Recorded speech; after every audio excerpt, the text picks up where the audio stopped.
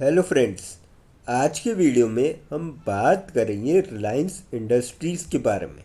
यहाँ पे स्टॉक में आपको करीब आज 2% की तेज़ी देखने को मिली।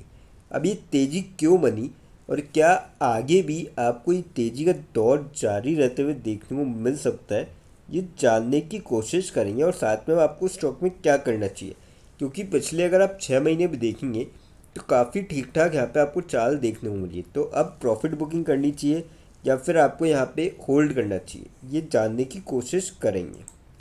फिर बात करेंगे हम भारतीय एयरटेल के बारे में। आज के दिन आपको अच्छा खासा यहाँ पे गैप डाउन देखने को मिला स्टॉक के अंदर। अब इसके पीछे की बड़ी वजह जानेंगे, ऐसा क्यों हुआ और क्या अब आगे आपको यहाँ पे गिरावट देखने को मिल सकती है फर्दर, ये भी जानने की कोशिश करेंगे।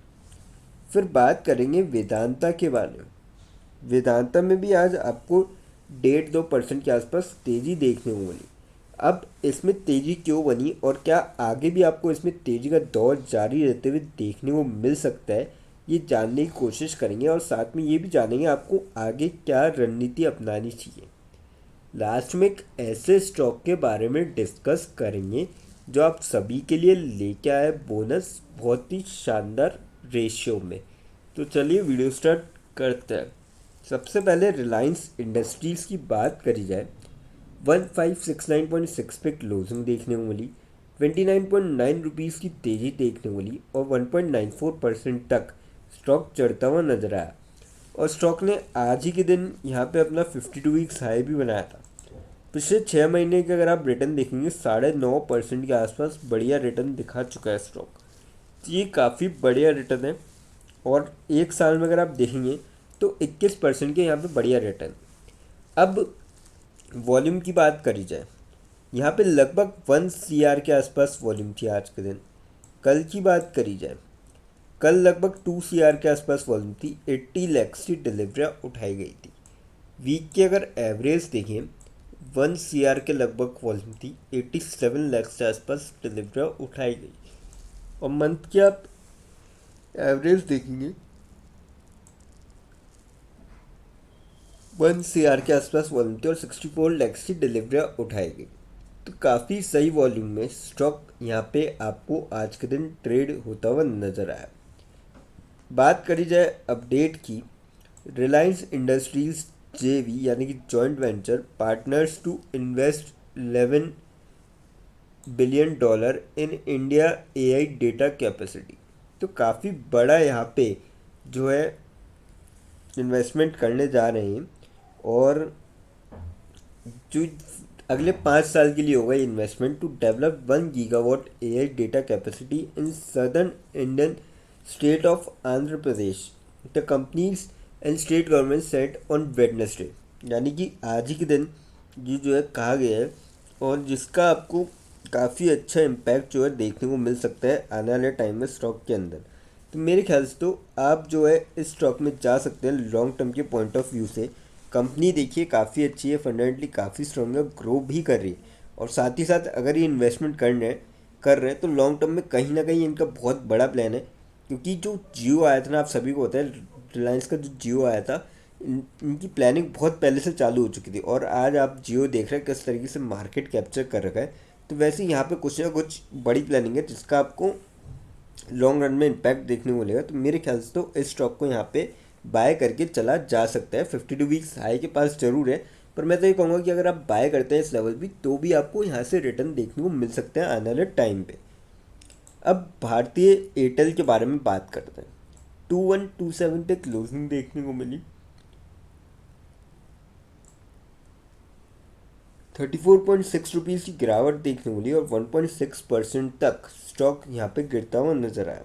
अब देखिए, आप अच्छा खासा गैप डाउन खुला था, 2104 पे ओपन हुआ था स्टॉक। और जबकि जो इसकी प्रीवियस क्लोजिंग थी ना, तो आप देख सकते हो 2161 पे थी। तो अच्छा खासा यहाँ पे गैप डाउन पे स्टॉक खुलता हुआ आपको देखने को मिला। अब वॉल्यूम देखते हैं, फिर इसके पीछे की वजह जानेंगे।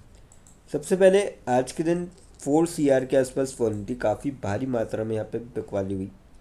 कल की बात करी जाए, 73 लैक्स के आसपास वॉल्यूम थी, 42 लैक्स की डिलीवरी उठाई गई। वीक की अगर एवरेज देखें 79 लाख से करीब वॉल्यूम थी, 53 लाख से करीब वॉल्यूम थी। और मंथ की आप एवरेज देखेंगे 1 CR के लगभग वॉल्यूम थी और 75 लाख की जो है यहाँ पे डिलीवरी उठाई गई थी। तो काफ़ी सही वॉल्यूम में, मतलब ज़बरदस्त वॉल्यूम में आपको स्टॉक यहाँ पे ट्रेड करता हुआ नजर आया और काफ़ी अच्छी बिकवाली देखने को मिली। अब इसके पीछे बड़ी वजह तो ये थी कि 2% तक इसलिए करा क्योंकि 3.5 करोड़ शेयर्स जो है वो change hands in 7,400 crore block deal. और जो कंपनी के जो प्रमोटर्स हैं ना, उन्होंने अपनी 0.6% इक्विटी यहाँ पे कम करी है। तो जिसका आपको इम्पैक्ट देखने को मिला 3.5 करोड़, जो कि काफ़ी बड़े यहाँ पे शेयर्स थे और 7,500 करोड़ के आसपास का अमाउंट। तो अब देखिए प्रमोटर ने यहाँ पे 0.6% इक्विटी कम करी, तो जिसका आपको डेफिनेटली असर देखने को मिलेगा कि देखिए जब जब प्रमोटर अपनी इक्विटी को जो है सेल आउट करते हैं आईपीओ के बाद, तब तक आपको थोड़ा सा नेगेटिव इम्पैक्ट देखने को मिलता है। तो इसलिए आपको स्टॉक में आज के दिन भी देखने को मिला। अब देखिए ये कंपनी जो है फंडामेंटली काफ़ी स्ट्रांग है और अपने 50 वीक्स हाई के आसपास ही है।